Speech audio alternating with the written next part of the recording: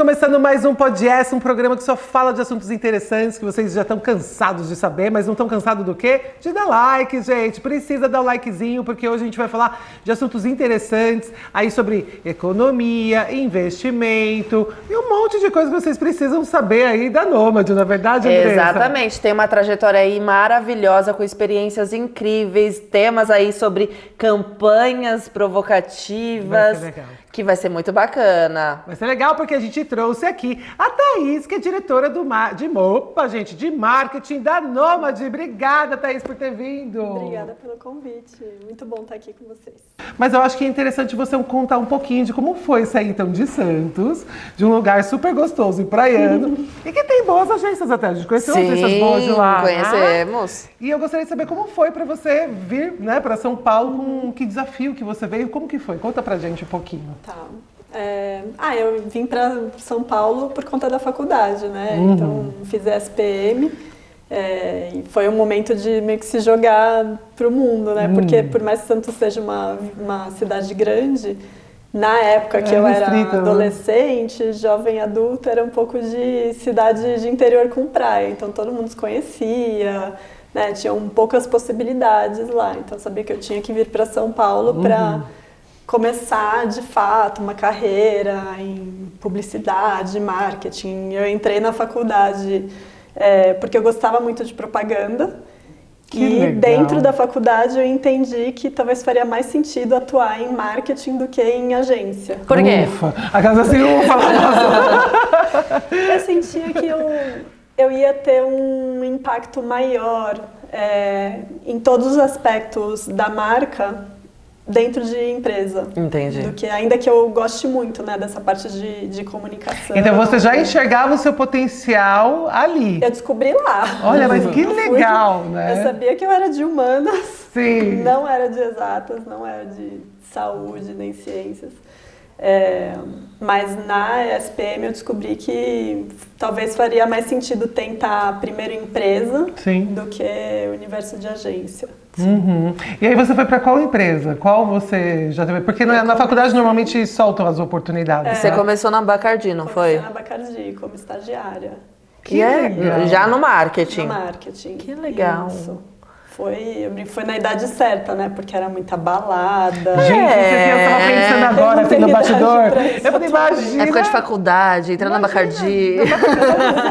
Porque a Bacardi teve uma época que ela era muito mais forte, né? Em patrocínios. Eu lembro disso, não sei se você chegou a trabalhar com o Anderson. Eu conheci o Anderson, trabalhou também. Nossa, eu acho que ele foi meu chefe. Mentira!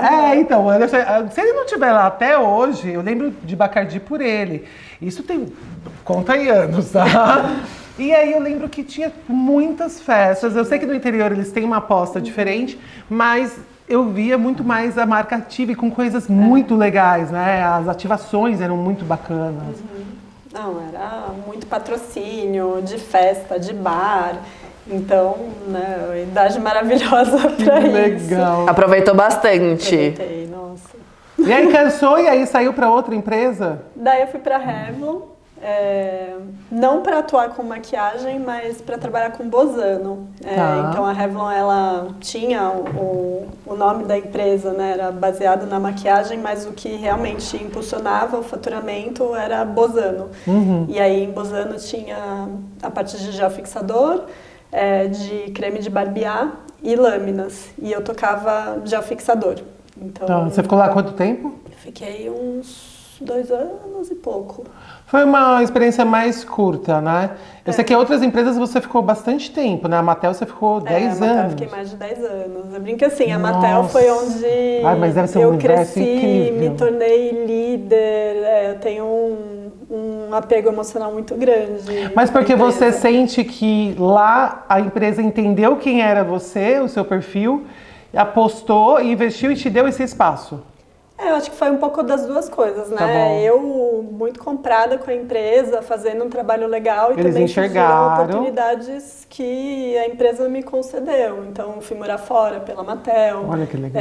Entrei como gerente pleno de produto e saí como diretora global de marketing. Então, Que realmente legal. foi um lugar muito bacana, que cuidava muito bem do colaborador. Isso faz toda a diferença, gente. Multinacional, que normalmente tem, né, essa vontade de ver as pessoas, não é? Porque tem que ter vontade, gente, de olhar quem está ali fazendo algo diferente, querendo ter esse ar provocativo, que vale essa aposta, porque hoje é muito difícil você ter profissionais assim, né, com esse perfil de vestir mesmo a camisa. Então, ou você faz isso acontecer dentro da sua empresa, o cara não vai vestir sua camisa, não vai abraçar a ideia do que tem que fazer ali, né, executar ali. Então, acho que por isso que você falou com tanto brilho nos olhos, né, que foi uma empresa que te construiu como profissional e você tem esse reconhecimento mesmo de, putz, aqui eu me desenvolvi. E de lá você foi para onde? Bom, aí quando fiquei 10 anos, né? Lá, 6 aqui no Brasil, um pouquinho mais de 4 nos Estados Unidos. E durante esse tempo, eu e meu marido, a gente começou a pensar, putz, faz sentido voltar para o Brasil. A gente foi uma experiência muito bacana internacionalmente. Quanto tempo? 4 anos. Nossa, bastante. Então, Como assim, vocês conseguiram voltar? Experiência de vida, de tudo, né? Você vai pra fora, primeiro você acha que você sabe falar inglês, você não sabe. Não, você não sabe nada. Mas assim, você tem que se reinventar como pessoa, descobrir onde você vai morar, onde você vai cortar o cabelo, como que você fala que você quer cortar o cabelo desse jeito em inglês. Supermercado, construir um novo círculo de amizades, então você se reinventa totalmente. E foi muito legal, assim, acho que foi num momento muito bacana da nossa vida. Mas depois de 4 anos a gente também entendeu que o retorno faria mais sentido profissionalmente para criar uma família aqui, estar perto dos nossos familiares. Então esse retorno também foi muito bom. E primeiro meu marido voltou, então ele recebeu uma proposta para entrar como sócio numa consultoria. Eu falei, vai lá. A gente morava em Santa Mônica, na praia. Eu falei, vai, nossa, vê se você gosta. Se você estiver feliz, daí eu converso aqui dentro e tal. E aí, quando eu voltei, primeiro eu trabalhei 8 meses totalmente remota, ainda com a Mattel dos Estados Unidos. Eu ia para lá pelo menos uma vez por mês, mas eu estava aqui liderando o time, me adaptando aos horários dos Estados Unidos, aos feriados dos Estados Unidos. Sim. E aí, depois de um tempo, a gente falou, não, a gente realmente está feliz aqui, queremos estar aqui no Brasil. E aí o escritório da Mattel já era bem menor, né? Era um escritório praticamente de vendas e de licenciamento. O cargo que eu tinha era muito mais alto para o que o escritório comportava aqui. E aí eu entendi que depois de 10 anos, né, trabalhando em brinquedos, talvez seria legal explorar uma outra indústria. Não sei, eu acho que tem coisas que tem time, né, assim, né? Mas dentro da Mattel, o que teve de genial, assim? Porque, gente, trabalhar lá dentro deve ser incrível. Não sei se tinha tanta liberdade, né, para fazer muitas coisas, porque se tratando de multinacional, muitas vezes você tem que seguir o que vem mais de fora. Eu não sei se era o caso, mas você tem alguma coisa para contar, assim, você fala, nossa, meninas, eu pude presenciar isso na minha vida, essa campanha acontecendo, mesmo que tenha sido lá, alguma coisa que você possa nos contar dessa marca? Eu trabalhei principalmente com o mundo dos meninos e dos bebês, né? Então eu fui bastante tempo Hot Wheels, por um tempo Fisher-Price, e nos Estados Unidos eu fiquei mais no universo de meninos, de carrinhos, né? Então trabalhei com marcas licenciadas, carros da Disney, Fast and Furious da Universal, algumas propriedades que só tinham linha de brinquedos lá, né? Dino Trucks, que é uma série super bonitinha que tem no Netflix. Mas era uma empresa que dava bastante autonomia, tanto para os mercados locais, quando eu estava aqui no Brasil, quanto lá. Aqui no Brasil era um trabalho mais de produto, né? Então de você olhar para o portfólio global, entender o que faria sentido para cá, fazer toda a parte de precificação e também calendário de comunicação. Um projeto muito legal que eu fiz e que o global permitiu que a gente fizesse uma adaptação do posicionamento aqui para o Brasil foi com o Fisher-Price. Fisher era o maior potencial de crescimento da Mattel aqui no Brasil. Era uma marca de super qualidade, mas percebida como muito cara, ainda de qualidade, mas muito cara, então tinha esse estereótipo de ser inacessível. E na época foi o boom da classe C, gente, faz tempo. Então a gente fez uma estratégia para reposicionar alguns itens chave do portfólio de brinquedos. Então, um mordedor que antes custava R$20 começou a custar 10. O cachorrinho, os itens que mais vendiam, né, que tinham maior volume, a gente reposicionou o preço. Então, deixou eles mais acessíveis e a gente começou um trabalho com uma embaixadora que ela era especializada em desenvolvimento infantil. E a campanha era sobre Fisher-Price oferecer o melhor começo de vida possível para o bebê.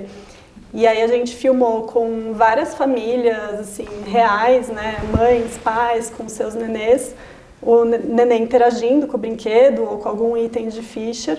E aí tinha o depoimento da mãe, né, de como que isso fazia diferença para o seu filho.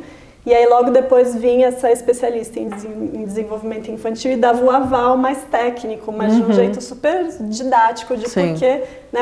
Então esse brinquedo vai desenvolver a coordenação motora fina, por isso e aquilo. E aí a gente fez uma série de merchans em programas matinais, um monte de matéria de branded content em revistas e muito focado em classe C. E isso fez com que a gente conseguisse ampliar o funil da marca, né? Então, em conhecimento, mas também em experimentação, e depois de um trabalho de 2, 3 anos, Fisher virou líder na categoria de infantil e pré-escolar aqui no Brasil. Muito legal. E assim, trabalhar com um brinquedo para nenê é a coisa mais gostosa. Nossa, você deve ter aprendido certeza. cada coisa legal, assim, no sentido de, né, da primeira infância, né, aquela coisa, né, de contato, porque o bebê ainda, né, é tudo novo ali, né, então deve ter muita coisa interessante, né? Sim, a comunicação, na verdade, você tem que falar com os pais, né, porque o bebê ele ainda não tem esse poder de compra, Exato. então tem que entender esse perfil e trazer uma comunicação que seja o mais assertiva possível, né, e como você disse, a abordagem técnica ali dela é fundamental para educar, porque o que a gente vê mais aqui, né, não só falando sobre essa marca em específico, é que muitos consumidores eles precisam ser educados, né, sobre o segmento, sobre o produto, sobre o serviço que essa marca oferece. Eu acredito que até na sua posição atual vocês tenham que fazer muito isso para explicar, né, o que é a Nomad, como que funciona, e dar acesso, né, para as pessoas. Mas antes da gente falar de Nomad, depois da Mattel você foi para o Burger King? Isso. Ai, que legal! Gostoso, me deu até fome. Uma diversidade aí de segmentos, Nossa. que incrível! E ela é tão calma, né? Eu tô passada com isso. Eu quero viver em Santos um tempo, sabe? Pra ver se a pessoa vem. Nossa, por que não? Você tem umas responsabilidades assim, né? Que a gente tá falando, a gente já tá falando super calma, mas ela tem uma cadeira ali pra representar muito séria. Então me surpreende, parabéns, porque, gente, eu sou. Eu no seu lugar estaria assim, talvez assim, ó. Ai, gente, eu tô adorando, meu com o olho pulando.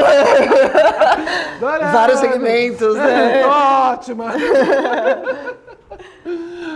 Mas foi isso. Aí eu fui pro Burger King, que foi um desafio completamente diferente da Mattel, né? A Mattel era mais produteira, desenvolvimento de brinquedos baseado em lançamento de filmes, né? Em propriedades que já existiam. E no Burger King, ainda que eu fosse responsável por desenvolver novos sanduíches, novas sobremesas, o posicionamento da marca era muito forte. Sim. Né? E o desafio era como chegar no mesmo nível de preferência do McDonald's. Sim. E tinha um abismo grande, né? E isso com 3 vezes menos dinheiro.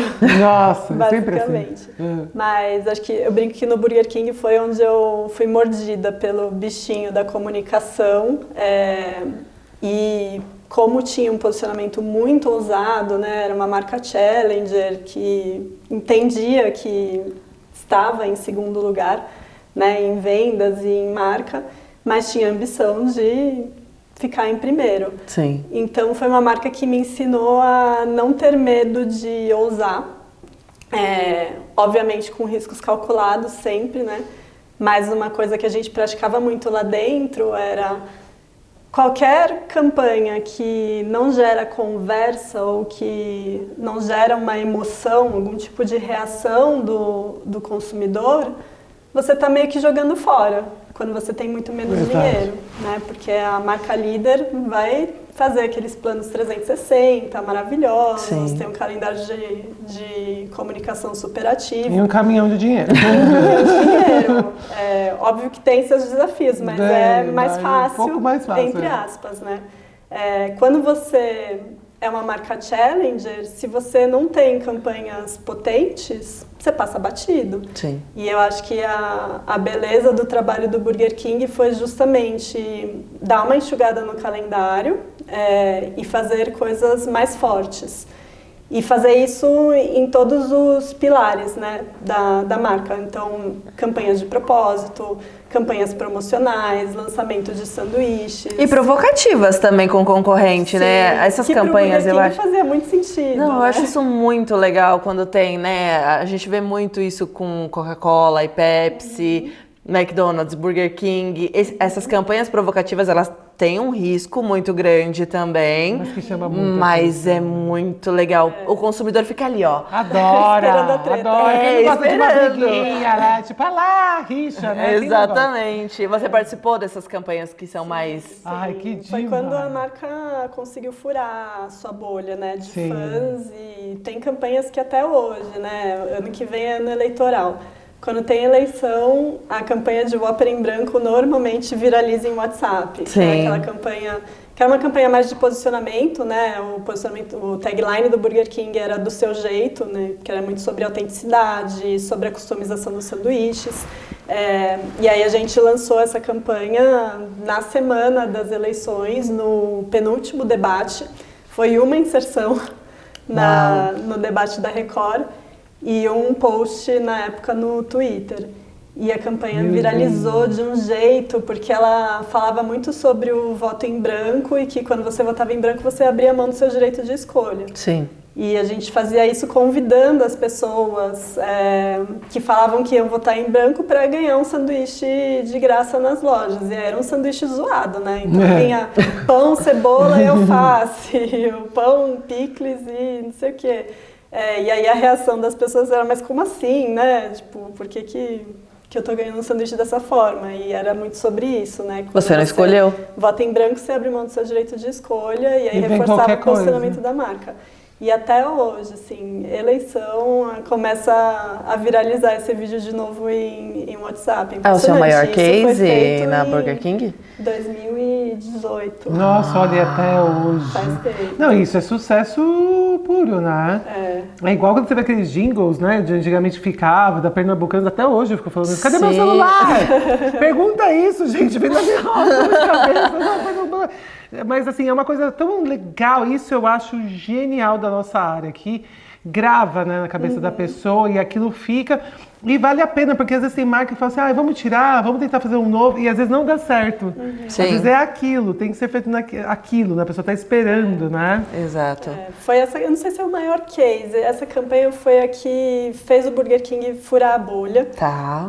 E a partir daí a gente fez muitas outras campanhas muito legais e que meio que Burger King se tornou uma referência criativa aqui no Brasil. Já era lá fora, mas aqui no Brasil também. Sim. Depois disso, a gente fez uma campanha que tinha o objetivo de gerar mais downloads do aplicativo. Só que a gente fez isso de um jeito que fazia sentido para a marca, né? Então, tinha um componente de inteligência, de realidade aumentada dentro do aplicativo e você baixava o app e apontava para qualquer coisa do McDonald's, qualquer coisa. Papel de bandeja, logo, filme na TV, peça na internet. E ele queimava. E aí aparecia uma mensagem falando grelhado no fogo é muito melhor. Ai, eu amei! De graça até o dia tal. Sensacional. E foi muito legal, porque a gente tinha todo um plano de mídia planejado para essa campanha e só com notícia na imprensa Já. ela também viralizou. A gente tinha um volume limite, né, de sanduíches de graça que a gente podia dar. Não era pequeno, mas tinha um teto. Sim. E só com PR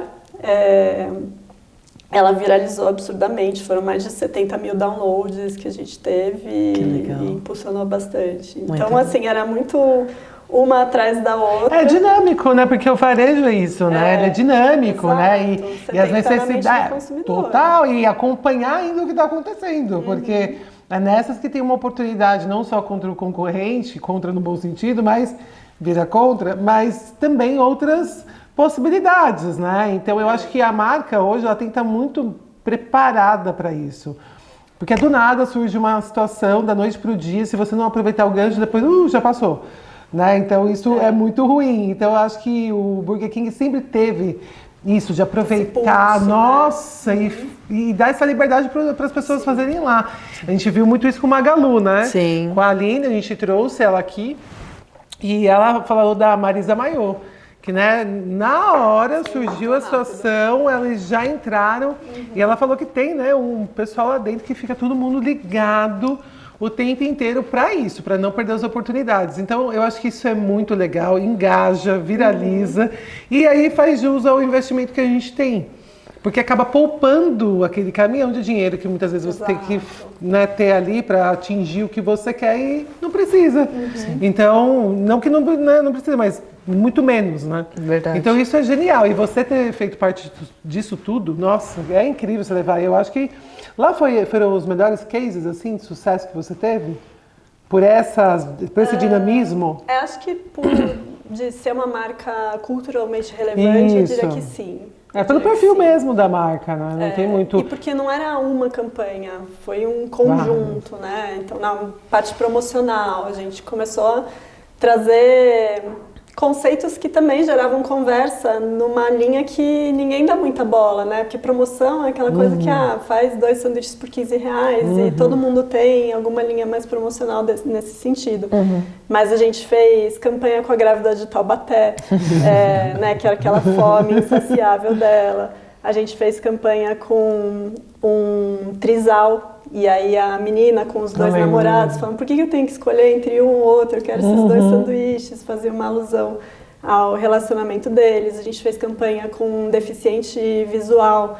E aí era muito sobre a indulgência dos sanduíches e tudo sim. Burger King não tinha casting, eram pessoas reais sempre. Isso é incrível.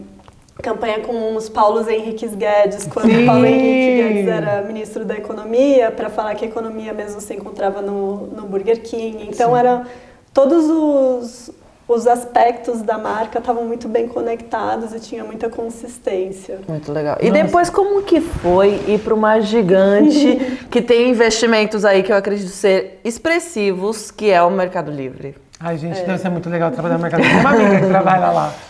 Eu queria muito posicionar minha carreira para um mundo mais digital. Tá. Eu acho que era uma forma de trazer longevidade para mim como profissional de marketing, porque a gente sabe, né? Marketing é uma área que termina mais cedo, né? Principalmente para mulher. Isso, Sim. se der alguma coisa errada, então, nossa cadeira roda rapidinho. Então, eu entendia que ir para tecnologia, para uma empresa 100% nativa digital, traria essa longevidade e foi um desafio de como construir reputação, confiança e trazer crescimento em preferência de marca para uma marca que já era líder em market share. Só que era a última, praticamente, em preferência. Porque tinha isso, né? Acho que mudou muito a percepção do Mercado Livre nos últimos anos, mas quando eu entrei, tinha aquela coisa de será que o que eu comprar vai ser aquilo que eu vou receber? Será que o produto vai ser de qualidade? Então foi um desafio bem interessante. Isso foi em que ano? 2021. Nossa, ainda tinha isso. Nossa, é que eu sempre fui garotinha Mercado Livre há anos, assim. Então eu nunca tive essa percepção. Eu tenho, às vezes, da Ásia, né? Vamos colocar assim, né? Esses eu fico mais... Eu pergunto pra elas, chega, dá certo, tá? Porque dá uma desconfiança, não sei, né? Nosso cliente, a Shein. Sim. Shein, ó, sempre chega, tá? Pelo amor de Deus. Confia. Meu cliente, não posso falar mal. Mas tem algumas que eu olho e falo, isso aqui acho que não vai chegar. Acho que ou não vai chegar do jeito que eu imaginava. No Mercado Livre eu nunca imaginei que tivesse tido essa percepção. É que na época não tinham as chinesas, né? Sim. A Shopee começou a chegar depois. Mas sim, entre todas as marcas, né, que eram concorrentes, em preferência era a pior. Só que era líder em vendas, então tinha uma dualidade super interessante. E como foi isso? Olha, acho que um dos primeiros pontos que eu trabalhei foi comunicação com impacto, porque era muito dinheiro, só que em campanhas mais tradicionais, mesma linguagem do que a concorrência fazia, então a gente começou a trabalhar conceitos mais potentes, promocionais, ter um playbook que funcionasse para a região inteira, porque eu não cuidava só de Brasil, né? Eu era responsável pelo branding da marca na América Latina como um todo. E aí no Brasil e no México eu tinha equipes que implementavam as campanhas, que era diferente dos outros países, e que tinha uma possibilidade de fazer muitas campanhas locais, porque eram os principais países, né, em faturamento. Então, primeiro, trazer campanhas de potência, trabalhar um calendário mais sazonal, né, de Dia das Mães, Dia dos Pais, Natal, também com mais força, sem só aquele ângulo de promoção e de desconto.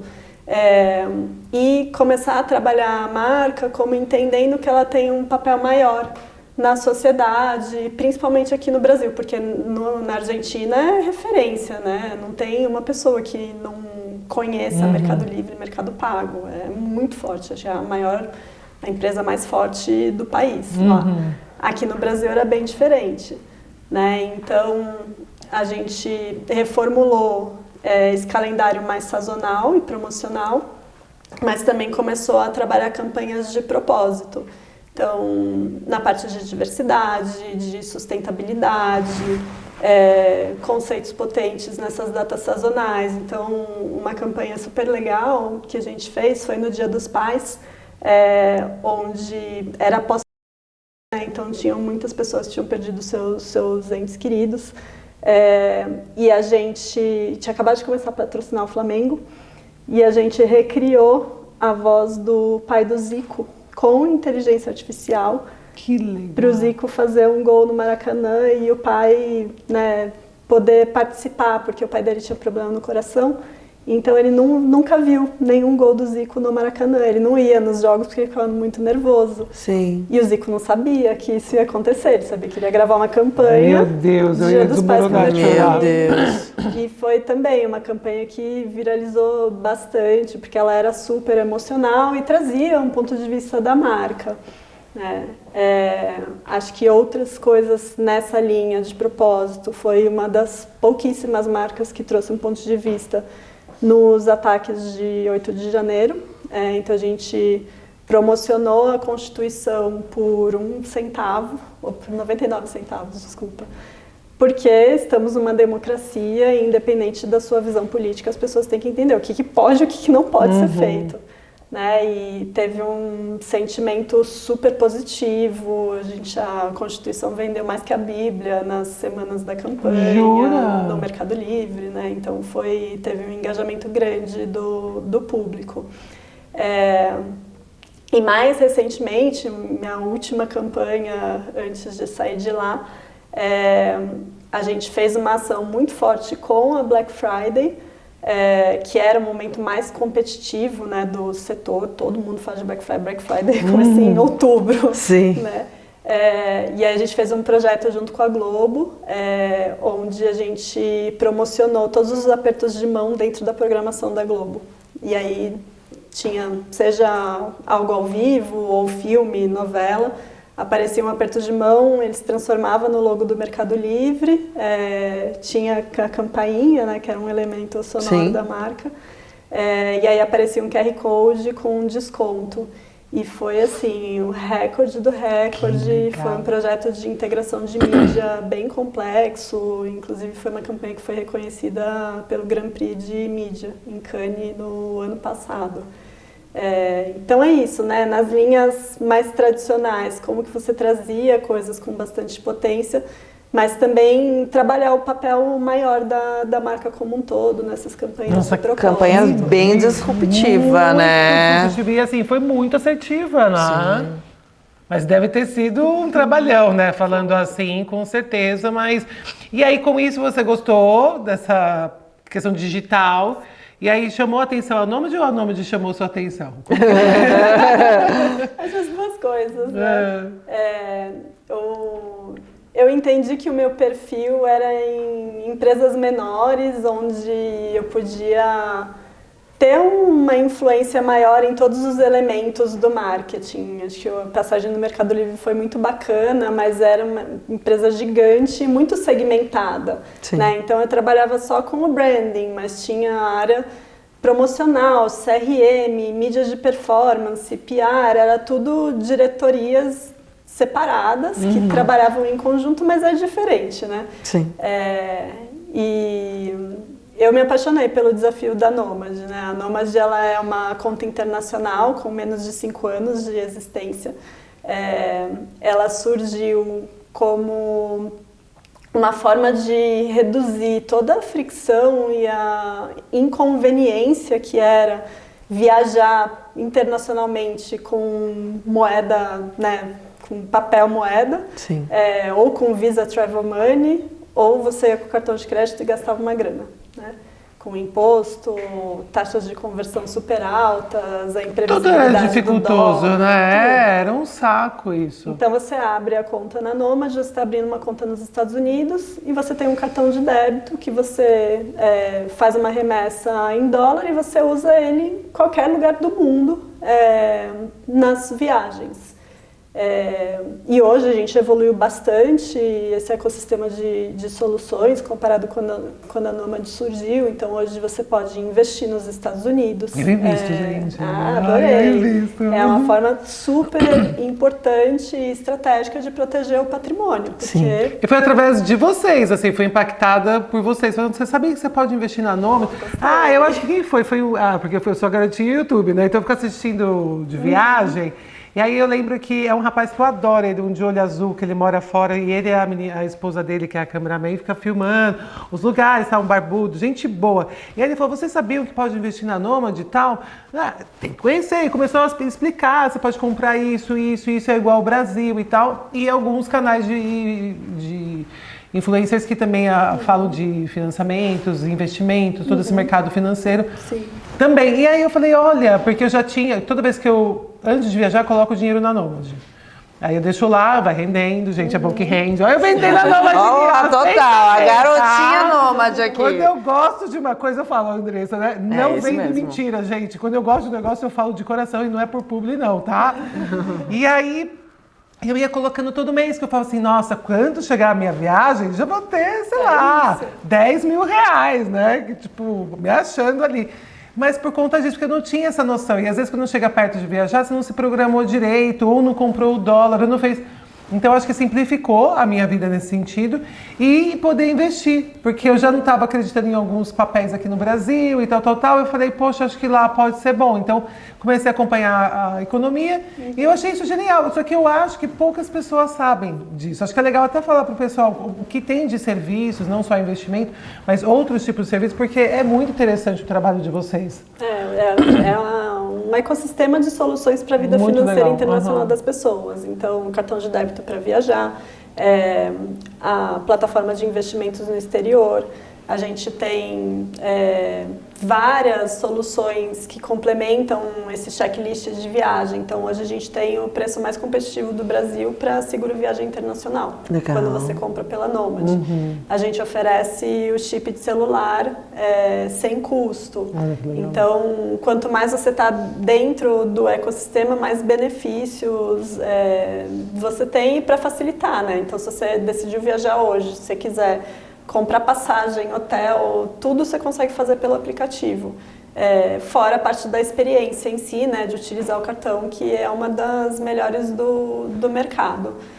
Então a gente surgiu muito com essa missão, né, de simplificar e aumentar o acesso dos brasileiros a uma vida financeira global. Quando eu entrei, eu brinco que o desafio da Nômade para mim, ela é um livro de 500 páginas que a gente está na página 6. Uau! Então tem muita oportunidade, tem um trabalho muito grande de construção de marca, né, sendo feito. Como toda startup começou com um foco grande em aquisição de clientes, bem fundo de funil. E conforme a gente vai expandindo essas soluções e vai para além da viagem, tem um trabalho importante, né, de conhecimento de marca, de passar solidez, robustez, porque a gente é a fintech mais nova, ou uma das mais novas do setor, né? 5 anos nem nisso. É muito recente. E a gente está concorrendo com instituições super estabelecidas, né? Que tem anos e anos. São gigantescas aí no mercado financeiro, né? Então, como que você fala, olha só, minha reputação é boa, porque não é que a reputação é ruim, ela está em construção, está em formação. Sim. Como que você faz isso? Você faz de formas muito indiretas, né? Então, tendo um lounge numa das melhores localizações do Terminal 3 de Guarulhos, e isso a gente lançou quando a gente tinha 1 ano e meio de existência. Sensacional o espaço. Foi a primeira fintech a fazer isso. Trabalhando na primeira campanha com uma das maiores celebridades do mundo. Gente, que foi muito assertivo, eu adoro ele, eu acho ele incrível. Foi muito legal. Não, né? e foi muito legal ele falando, né, com inteligência artificial, então já trazendo essa aproximação com o público brasileiro, que também ama ele desde então foi incrível, foi muito legal. A gente tem um trabalho muito grande na imprensa, com os nossos porta-vozes, fazendo comentários sobre macroeconomia, indicadores financeiros dos Estados Unidos, que impactam, né, o patrimônio das pessoas aqui no Brasil. Então, acho que essa reputação e a solidez você constrói de forma indireta, não falando, olha só, minha reputação que bonita, né? Então, tenho focado nisso e parte desse trabalho também está no educacional, de mostrar para as pessoas que existe uma forma melhor de viajar internacionalmente, porque ainda tem muita gente que viaja ou só com papel moeda ou com cartão de crédito e tem muitas vantagens financeiras, né, de ir com a Nomad. Mas também na parte de investimentos no exterior, é um mercado que está em construção, né? Hoje, se eu não me engano, menos de 5% das pessoas que investem no Brasil investem fora. São poucas, mas a falta de... isso é a questão da educação. É educação e também porque alguns anos atrás não tinha essa opção. Não. Né? Só as famílias mais bilionárias do Brasil eu invisto tinham fora. esse Quando eu acesso. falava que investia fora, você... Hoje em dia eu invisto, gente, e tá bom também, caso assim. E é super importante quando você está num país mais instável, você ter parte do seu patrimônio numa moeda mais forte, porque isso vai fazer com que ele não se desvalorize ao longo do tempo. A gente está acostumado a olhar para o dólar e só falar, o dólar está subindo e está valorizando demais, mas é o nosso dinheiro, quando ele está 100% aqui, que está desvalorizando. Exatamente. Né? Então, é um trabalho nosso, tanto num discurso mais técnico, mais profundo, com os nossos porta-vozes, né, de economista-chefe, gerente de conteúdo, mas também com as campanhas de awareness, de despertar esse interesse nas pessoas. E foi um foco grande do que foi feito no primeiro semestre desse ano. Então, pós-campanha com o Will Smith, que foi quando a gente apresentou a Nomad e falou, eu tenho uma solução para viajar, mas eu também sou uma solução para investir no exterior. Daí a gente foi numa linha mais de desmistificar comportamentos naturais das pessoas. Então, uma campanha que a gente lançou esse ano mostrava várias pessoas jogando moedinha, né, fazendo desejo, jogava moedinha numa fonte, em fontes pelo mundo. E no final ela trazia a mensagem de que existem maneiras melhores de deixar o seu dinheiro lá fora. Porque é um comportamento que todo mundo já fez. Exato. Em algum momento da vida e fez um desejo que provavelmente estava atrelado à prosperidade, uma coisa boa. Sim. Né? Então a gente entende que é nosso papel educar as pessoas, mas educar de um jeito que realmente gere engajamento. Porque só o discurso mais técnico de, olha só, você precisa... dolarizar seu patrimônio, diversificar ele, investir numa moeda mais forte para proteger, isso não engaja tanto. Agora você fala, você já jogou uma moedinha numa fonte, fora do Brasil? Então, será que não faz sentido você ter o seu dinheiro fora para proteger? Porque, né, a gente está num país que tem suas instabilidades, então isso gera muito mais atenção. É mais prático e mais lúdico, né, o entendimento do público do que você partir para uma linha técnica, que é necessário você ter esse entendimento na frente de investimentos, porém, eu acho que é importante mostrar de uma forma mais leve, como se você estivesse contando para sua avó o que é investimento, né? Para que as pessoas entendam melhor como fazer mais com o dinheiro que tem. E uma linguagem muito diferente do setor, que vai só na linha técnica, né? Então, que eu acho que perde muito, né? Porque ninguém gosta de nada que é muito técnico, não sei quem é da área. Então você acaba já atingindo um público muito menor do que poderia atingir, né? E chama muito mais atenção. Eu acho que ter essas campanhas acaba ajudando a abrir N portas, né, de conhecimento. O meu foi impactado, se vocês quiserem continuar com o investimento, Nômade, foi pelo YouTube. Foi com... A gente tem bastante... Nossa, de canais de investimentos. Assim, nossa, tem ali vários que eu posso citar que falam muitíssimo bem e falam de uma maneira que você cai quando você vê, você já está falando da Nômade. Isso que eu gosto para você fazer uma publi, né? Porque ver que a pessoa está falando, empurrando, eu vou acelerar o vídeo, aí você acelera e tal. E aí eu percebo que esses que eu sigo, eles não são assim.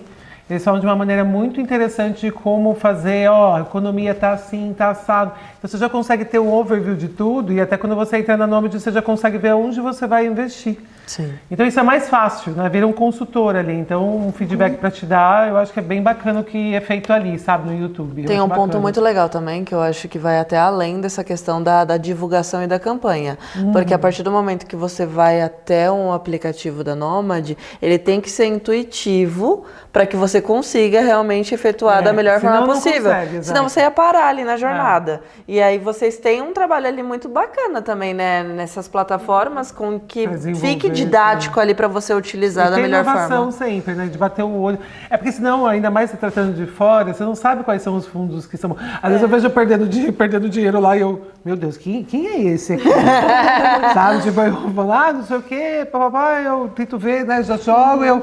Tá, mas não, vai subir, tá bom, vou esperar, tal, então você vai, é bom. E é um tema difícil, né? É um tema difícil. Um tema difícil que a gente não tem muito letramento a respeito, então a gente tenta ter a experiência mais simples possível para que uma pessoa leiga consiga fazer. Não, isso é primordial. Eu fiz até um stories esse final de semana que eu estava fazendo minhas contas e tal, e aí eu lembro que a gente veio alguém aqui no nosso programa que falou que o índice é muito baixo de pessoas que regram suas contas financeiras, né? E eu fiquei, como assim? Eu me senti em casa, né? Mas eu fiquei assim, nossa, que absurdo, as pessoas não regram e tal. Não, as pessoas não têm muito controle, é tudo muito superficial. Eu falei, ufa, me senti melhor.